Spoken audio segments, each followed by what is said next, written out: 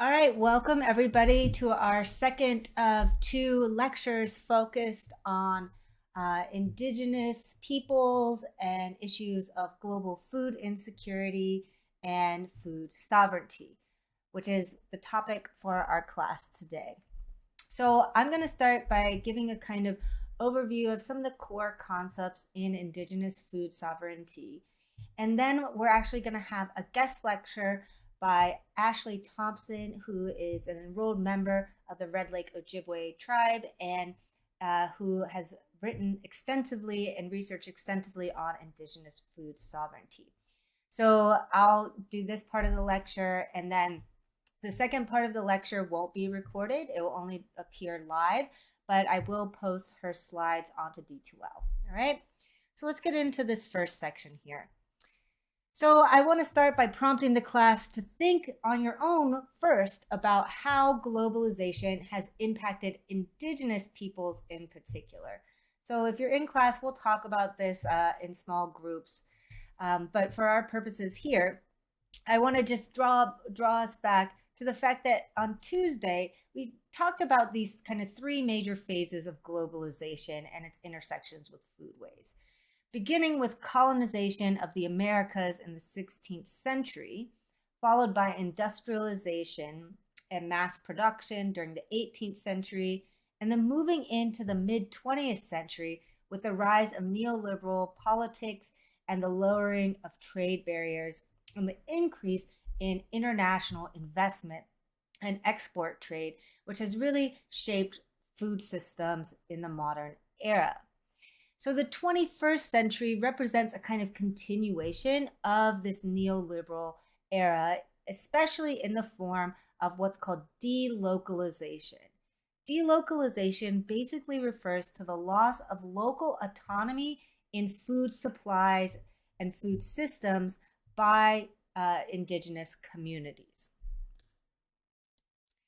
So these kind of delocalizing processes have disproportionately impacted indigenous communities, particularly communities and rural communities in the developing world. And it has created these kind of heightened levels of food insecurity. And one example that we can point to here is a small maize farming village of Yaucoba in the interior of the Yucatan Peninsula in Mexico. So in the 1970s, the Mexican government began to develop this economically marginal Yucatan area into a tourist destination.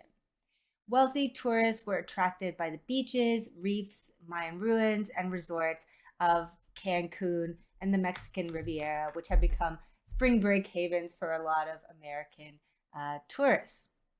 Tourism has provided a lot of jobs for people in the Yucatan who kind of filled this void as waiters, maids, and other kind of service positions. This shift in the kind of economy of the region led many peasant farmers to leave behind their fields of maize, beans, and squash in the interior of the Yucatan to move to these coastal resort cities.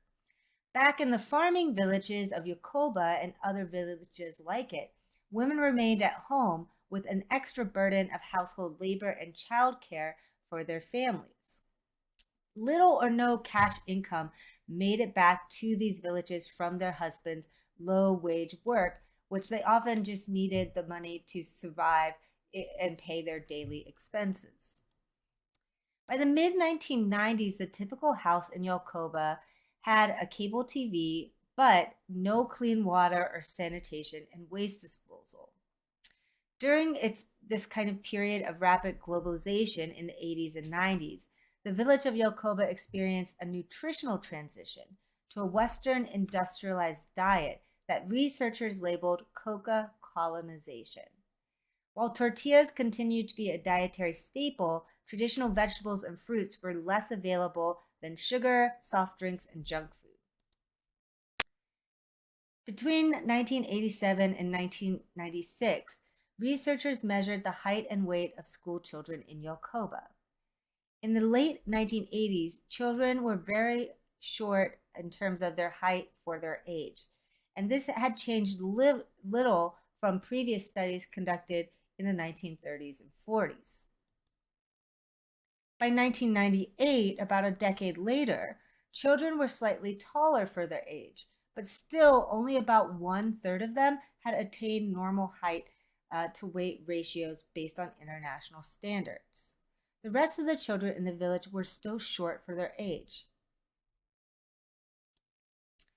In contrast to children in these rural farming villages, Mayan children in the city of Mérida in the Yucatan and the children of Mayan immigrants who had moved to the United States were much taller than the Yokoba children. Yokoba adults measured in 1998 were also stunted because of their own experiences of childhood malnutrition. But about 40% of males and 65% of females were overweight or obese. The pattern of dietary change with stunted children and obese adults seen in Yacoba has become widespread throughout the developing world, from Mexico to places like Papua New Guinea. Indigenous food sovereignty is a growing movement around the world that directly responds to the ill effects on health and food security that these kind of delocalization processes have prompted. The term Indigenous food sovereignty refers to a policy approach that seeks to address the underlying issues impacting the ability of Indigenous communities to respond to their needs for health and culturally adapted foods. While this kind of language and concept of food sovereignty has only recently been introduced in Indigenous communities, the living reality of Indigenous communities trying to assert control over their foodways is not new. So, before we get too much further into the idea of Indigenous food sovereignty, I think it's important to step back and talk about who constitutes Indigenous. So, who are Indigenous peoples? Based on UN data, it's estimated that there are more than 370 million Indigenous people spread across 70 countries worldwide, from the Arctic to the South Pacific. Indigenous people are largely conceptualized as peoples who are descendants of those who inhabited a country or a geographical region at the time when people of a different culture or ethnic origins arrived. Based on the UN Commission on the Rights of Indigenous Peoples, we can think about Indigenous people as having the following kind of core characteristics. They have this kind of historical continuity with pre-colonial societies. They have a strong link to territories and surrounding natural resources. They have distinct social, economic, and political systems. They have distinct language, cultures, and beliefs. They form a non-dominant group as within the societies that they exist in, and they resolve to maintain and reproduce their ancestral environments and systems as distinctive peoples and communities. So, in terms of Indigenous food sovereignty, Indigenous food-related knowledge, values, and wisdom built up over thousands of years provide a basis for identifying these kind of four key principles that guide our current understanding of the food sovereignty movement. So the first idea is that of sacred sovereignty. Basically, this is the idea that Indigenous people view food as a gift from the Creator. In this respect, the right to food is sacred and cannot be constrained or recalled by colonial laws, policies, and institutions. Indigenous food sovereignty is fundamentally achieved by upholding our sacred responsibility to nurture healthy, interdependent relationships with the land, plants, and animals that provide food. Indigenous food sovereignty is also highly participatory. It's based on the day-to-day practice of maintaining cultural harvesting strategies. To maintain Indigenous food sovereignty as a living reality for both present and future generations involves continued participation in cultural harvesting strategies at the individual, family, and community level.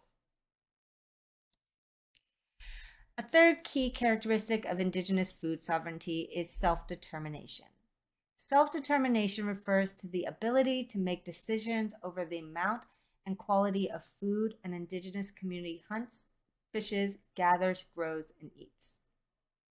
It also involves freedom from dependence on grocery stores or corporately controlled food production, as well as the distribution and consumption in industrialized economies.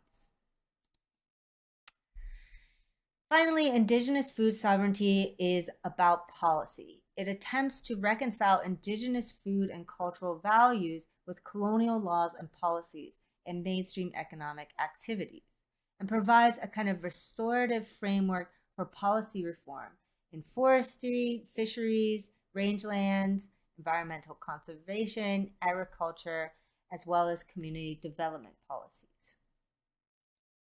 So that's the introduction to Miss Ashley Thompson's lecture, which you'll be able to listen to live in class. So make sure to join us today, and I'll see you guys next week.